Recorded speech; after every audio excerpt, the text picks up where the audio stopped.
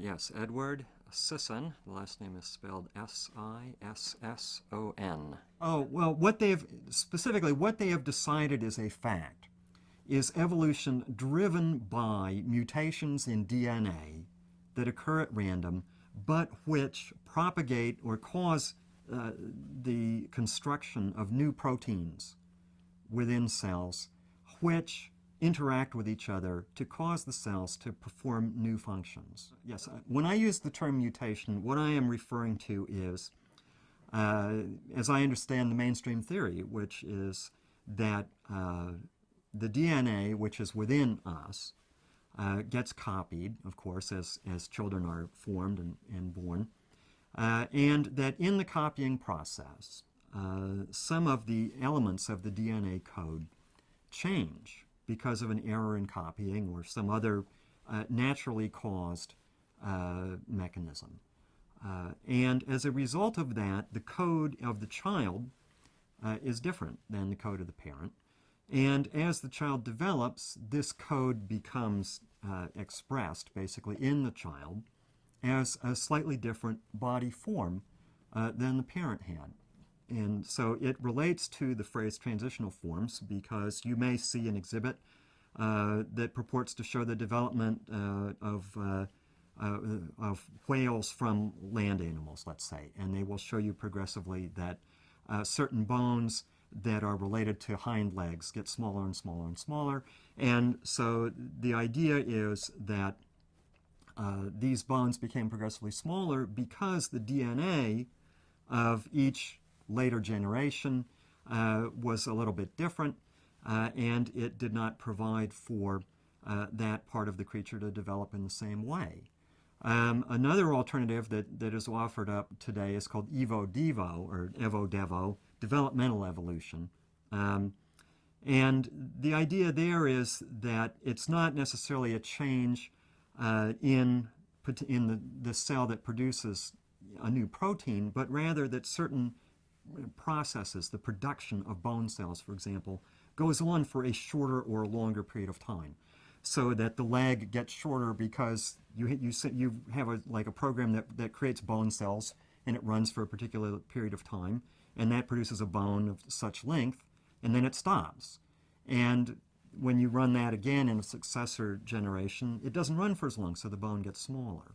One example that's used in one of the current textbooks asserts that the structure in the face, this it relates to whales, that is our nostril, or is the nostril of the land animal, through running the program differently, it moved up and eventually became the blowhole for the whale.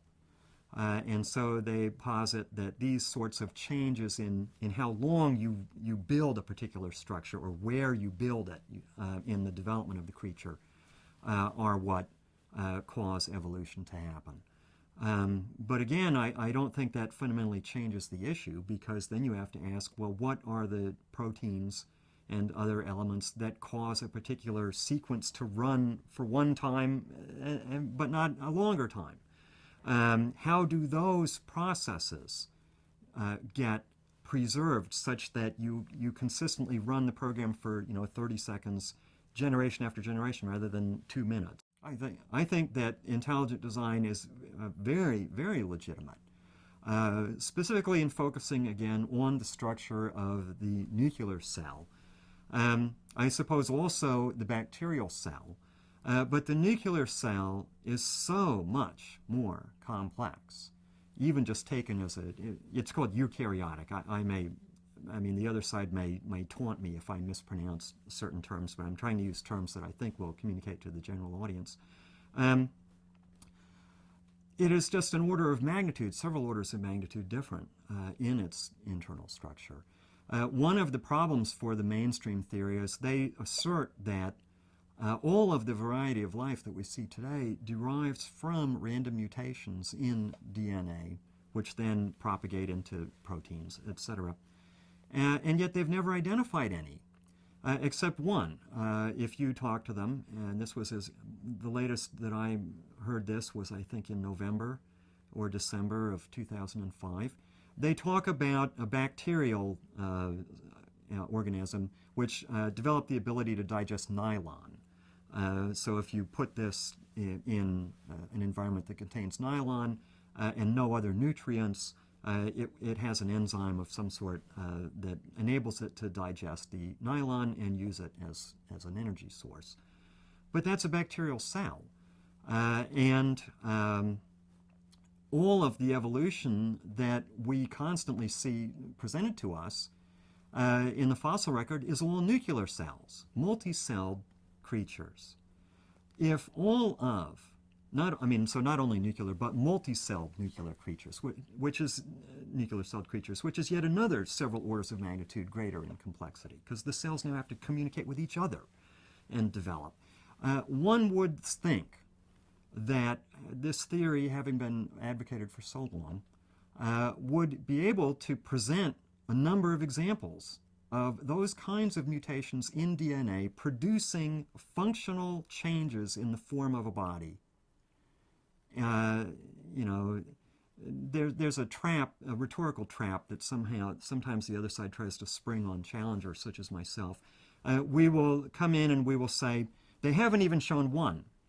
And then the other side, maybe they find one. And so then they say, aha, we've disproven you, we found one. That really is inappropriate. There must be billions or trillions of such mutations that theoretically have occurred over the period of time since the Cambrian explosion, a geologic time period after which we all developed. Trillions of such mutations. I should expect that by this point they would be able to present 1,000 that they had observed in laboratories, if there were so many. If that were the sole and singular process by which all of us came about, isn't it reasonable to think that they would have identified not merely one, but hundreds